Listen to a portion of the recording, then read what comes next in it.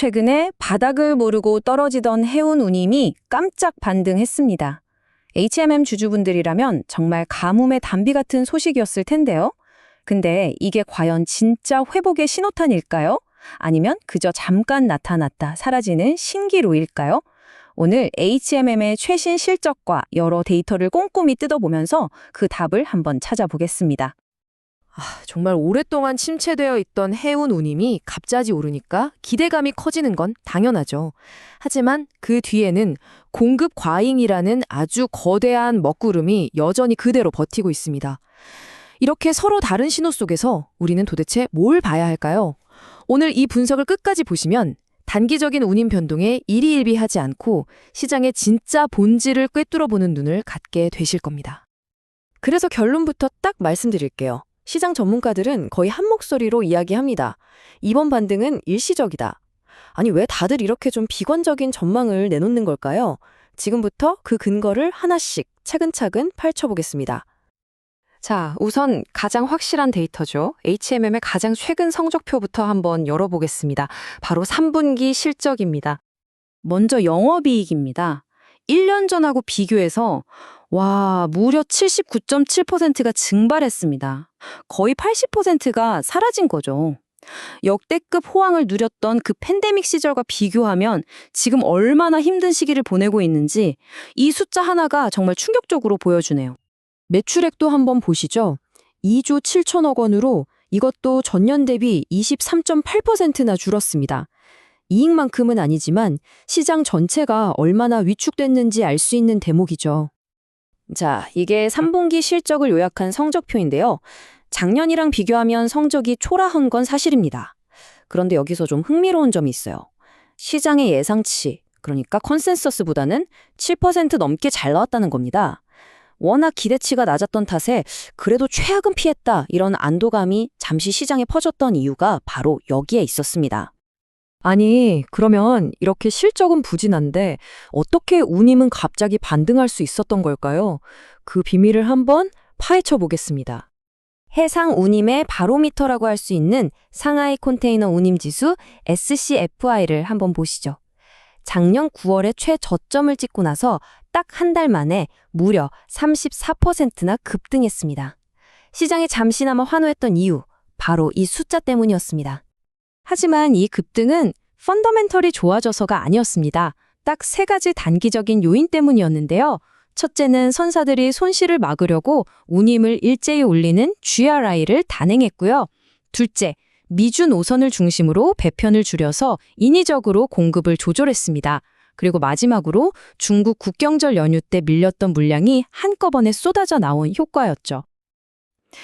안타깝게도 이 악발은 그리 오래가지 못했습니다.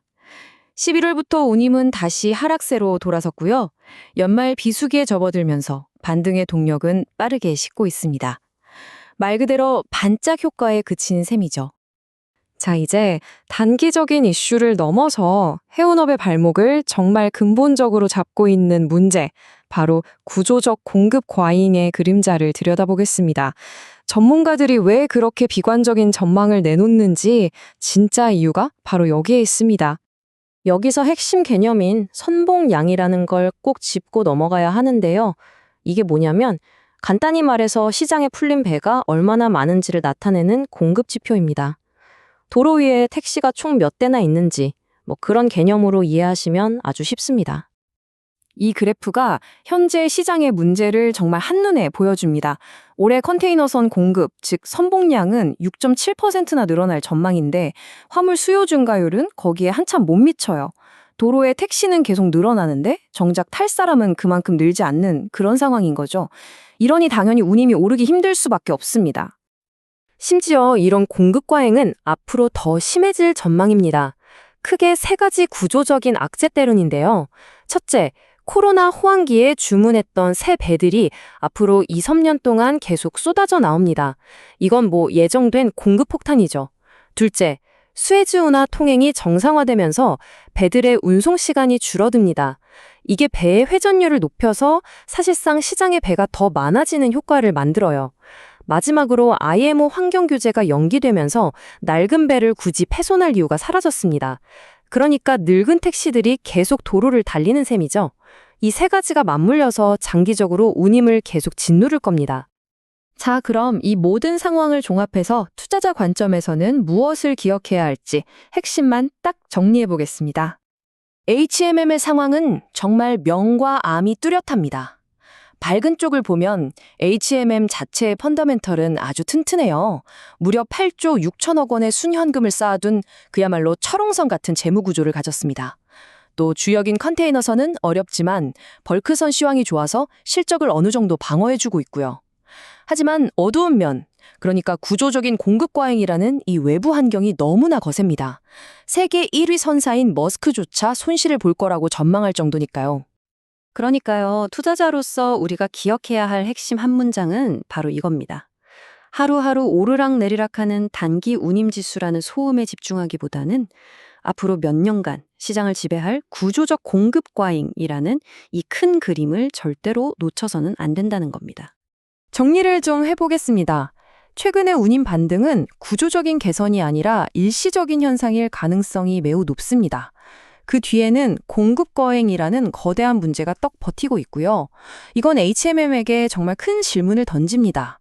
막대한 현금을 손에 쥐고는 있지만 주력 사업의 겨울은 앞으로 더 길어질 전망이거든요. 과연 HMM은 이 현금을 활용해서 어떤 M&A나 신사업으로 이 위기를 돌파해 나갈까요?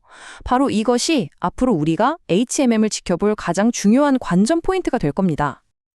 오늘 제가 준비한 분석은 여기까지입니다.